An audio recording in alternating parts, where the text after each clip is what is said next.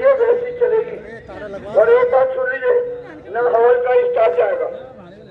देखो साथियों, मैंने कहा ना कि ये आखिरी जंग है बस, उसके बाद कुछ नहीं है। तो इंडेफिनिट स्ट्राइक, इंडेफिनिट का मतलब है कि इन कंटिन्यूएशन है वो। इसलिए कोई भी आदमी अपने कार्यस्थल पर नहीं जाएगा, न डिपार्टमेंट का जाएगा, न हॉलों का जाएगा, और न ट्रामा सेंटर का, न मेडिकल का, न दिव्य कॉलेज का। जैसे आज आए हो, कल भी ऐसे ही आना है। डॉक्टर ऑफिस की तीनों शिफ्टें, मेडिकल की तीनों शिफ्टें, जहाँ शिफ्ट ड्यूटी है वो लोग यहीं रहेंगे। हम तो कल इवनिंग बस देखिए, जो आईसीयू और जो वेंटिलेटर का स्टाफ है उसको हमने एग्जाम कर दिया है, ठीक है। बाकी किसी के लिए कोई एग्जामेशन नहीं है। सारी एसेंशियल सर्विसेज जैसे आज बंद रही हैं, कल भी ऐसी बंद रहेंगी, परसों भी ऐसी बंद रहेंगी, और ये 11 तारीख तक ऐसी चलेगा। और अगर ये नहीं माने तो 12 तारीख से रिले हंगर स्ट्राइक होगी, जिसमें पहले मैं बैठूंगा।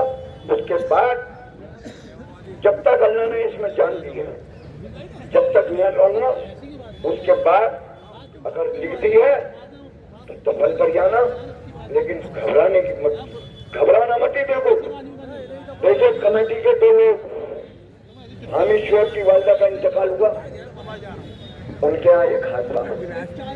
दूसरा शादिया पुरुष का पैर टूट गया, उसका ऑपरेशन हुआ। लेकिन सातों कमेटी के लोग, 9 लोग, मतलब 2 लोग वो भी हैं, लेकिन क्योंकि हादसा की वजह से वो आज नहीं आए। तो इंशाअल्लाह ताला हम ईश्वर साहब कल आएंगे। शादिया का चूंकि ऑपरेशन हुआ है, लेकिन मैंने उनसे अभी जब बात करी थी, मैंने यही कहा कि दिल तो तुम्हारा भिड़ने पर था, जिसम जरूर तुम्हारा भिड़ने था। तो साथियों देखो, ये आखिरी लड़ाई है। ये मत सोचना कि 1 दिन, 2 दिन, 3 दिन, 4 दिन, और 4 दिन के बाद हंगर स्ट्राइक टिक है। देखो मैंने एक बात कह दी कि इंशाअल्लाह ताला हंगर स्ट्राइक पे बैठूंगा अगर इन्होंने नहीं माना। और शर्त मेरी देखो, शर्त यही है कि या तो ये मान जाए, और नहीं मानेंगे तो बता रहा हूँ, मनने के बाद भी इनका छींका जंजाल बन जाऊंगा। बिल्कुल बिल्कुल बिल्कुल बता रहा हूँ जी, मैं भी बैठूंगा। मेरे बच्चे बीवी बच्चे हैं। मुझे मेरी मौत का जिम्मेदार अलीगढ़ मुस्लिम विश्वविद्यालय के प्रशासन के 3 लोग हैं। इनके खिलाफ 3 नेम्ड FIR होनी चाहिए। मेरी मौत के जिम्मेदार ये 3। साथियों देखो, मैंने एक बात कह दी कि मुझे बाखुदा कह रहा हूँ, औलाद दी अल्लाह ने, पालने वाला वो, सारे काम वो करेगा। मैं तो सिर्फ एक अदना सा आदमी हूँ। अल्लाह ने ताकत दी है, हो सकता है कि मेरी जान से आपका काम बन जाए, लेकिन अल्लाह ने चाहा तो आखिरी दम तक लड़ूंगा। बिल्कुल सोच लिया है मैंने, क्योंकि मुझे दिख रहा 20,000 लोगों का, 20,000 लोग हैं। ये 4,000 नहीं है। 4,000 को 5 से मल्टीप्लाई कर दो, 4 पंजे 20,000 लोग हैं। और अगर माँ और बाप जोड़ दोगे तो 24,000 लोग हैं। इन 24,000 लोगों का मामला है। कोई मैं जज्बात में या उससे नहीं कह रहा, मैं बाखुदा कह रहा हूँ, अल्लाह को हाजिर नाजिर जान के कि जान दे दूंगा, लेकिन जाऊंगा नहीं जब तक तुम्हारे मामला हल नहीं हो जाएंगे। इसलिए कि यहाँ मीडिया के लोग भी हैं, यहाँ IB के लोग भी हैं, और यहाँ CBI के लोग भी हैं, और यहाँ लोकल इंटेलिजेंस के लोग भी हैं। अभी मेरी ASP जो उस दिन आए थे जैन साहब, उनका टेलीफोन आया था। मैंने कहा सर एक बात सुनिए, हमारी इंडेफिनिट स्ट्राइक है, ये लगातार चलेगी। व्यवस्था बनाना अलीगढ़ मुस्लिम विश्वविद्यालय के प्रशासन का काम है। ये सिर्फ मजे मानने के लिए कुर्सी पर बैठे नहीं है, ऐसा नहीं होगा। क्योंकि हमारे लोग जब सड़कों पर हैं तो इन्हें भी व्यवस्था बनाने के लिए अपने कमरों से निकलकर व्यवस्था बनानी पड़ेगी। हॉलों में त्राई हो गई है पानी की, पीने तक का पानी नहीं है। लेकिन एक बात बता रहा हूँ कि जिम्मेदारी इनकी है, हमारी नहीं है। हमारी जिम्मेदारी ये है कि हम इंडेफिनिट स्ट्राइक पर है, हमारा कोई आदमी नहीं जाएगा, किसी भी हालत में नहीं जाएगा। और दूसरी बात कि जितने छात्रों ने आज सब्र से काम किया है और जितना तुम्हारी स्ट्राइक में उन्होंने सपोर्ट करा है, मैं पूरी कमेटी की तरफ से और जनरल बॉडी की तरफ से उन सारे छात्रों का शुक्रगुजार हूं कि उन्होंने सब्र के साथ। लेकिन एक बात सुन लो ना, अगर रजिस्ट्रार इस गलतफहमी में है कि आज छात्रों का कोई रिएक्शन नहीं आया है, तो मैं बता रहा हूं कल से रिएक्शन आएगा। रिएक्शन इसलिए आएगा कि उनके वालिदैन, उनके चचा, उनके ताऊ, उनके मामू, उनके फूफा वो आपकी शक्लों में है, वो आपकी शक्लों में है।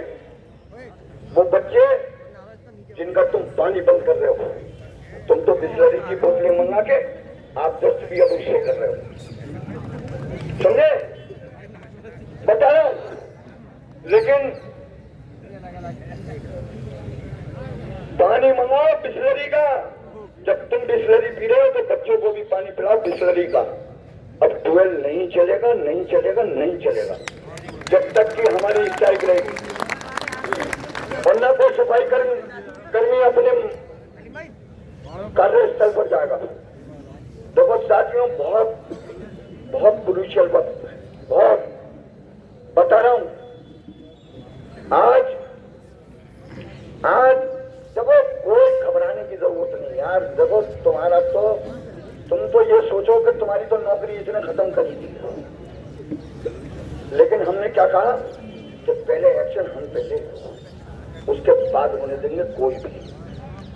और एक बात ध्यान रखना, ये आंदोलन का हिस्सा होता है कि जब बातचीत होगी तो हमारी पहली शर्त यही होगी कि न तो प्रेजेंट और न फ्यूचर में आप कोई भी डिसिप्लिन एक्शन हमारे टेलीविजन टेम्परेरी और परमानेंट के खिलाफ नहीं करेंगे। और ये आप हमें लिख के देंगे।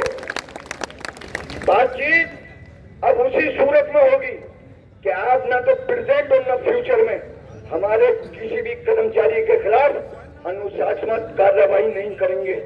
उसके बाद होगी बात शुरू, उसके बाद हाई पावर कमेटी, हमें कोई बातचीत नहीं करनी।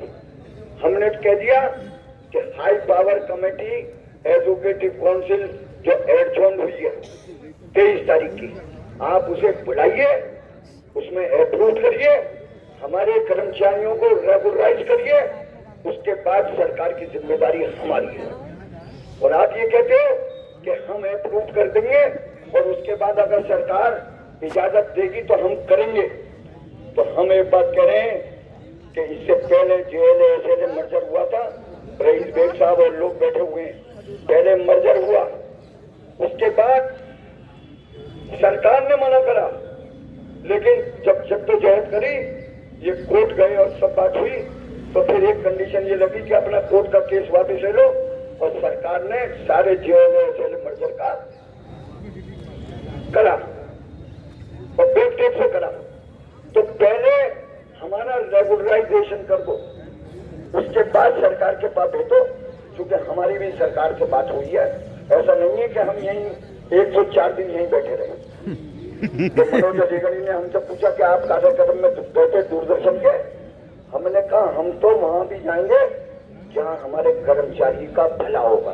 अगर मोहन भागवत जी के पास भी जाना पड़ेगा इन कर्मचारियों के लिए, तो हम वहां पे भी जाएंगे। हम देश के प्रधानमंत्री मोदी जी के पास भी जाएंगे।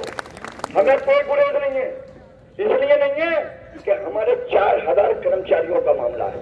अगर ये गूंगे बह रहे हैं तो ऐसा नहीं है कि केंद्र सरकार गूंगी बह रही है। और न केंद्र सरकार ने आज तक एक लेटर अगर ये दिखा दें जिसमें उसने ये कहा कि आप नहीं करोगे, ये इनकी हठधर्मी है, ये इनका नाअहलपना है। और एक बात सुन लेना, ये जानते भी नहीं और मानते भी नहीं, लेकिन साथियों खुदा कह रहा हूं कि अब नहीं तो फिर कभी नहीं। थोड़ी हिम्मत रखो, युवा भारत है, युवा। हम जैसे बूढ़ी तो बहुत कम रह गए, लेकिन हम बता रहे हैं कि हमें कोई टेंशन नहीं है, ना हमें टिल डेथ की टेंशन है।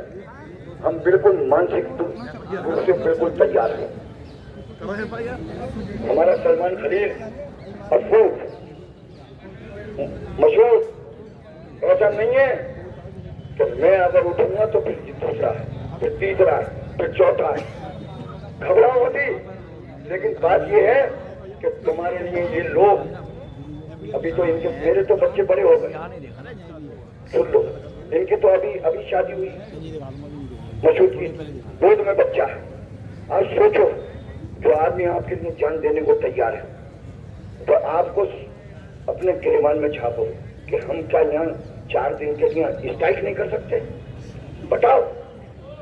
तो मैं ये 4 दिन स्ट्राइक चलेगी, हाथ उठा दो सब, और कंटिन्यू रहेगी। बिल्कुल कंटिन्यू स्ट्राइक होगी। जब तक हमारी मांगे पूरी नहीं होंगी, कोई एक आदमी भी स्ट्राइक पे अपने कार्यस्थल पर नहीं जाएगा। यह है कोई अगर नहीं है तो तीसरे से सकता था। और दूसरी बात ये साथियों कि जब हम ऊपर काल को बैठे तो ऐसी जोश के साथ रहना, इंशाअल्लाह ताला कोई, हमें कोई बाखुदा कह रहे हैं, हमें कोई दिक्कत नहीं है।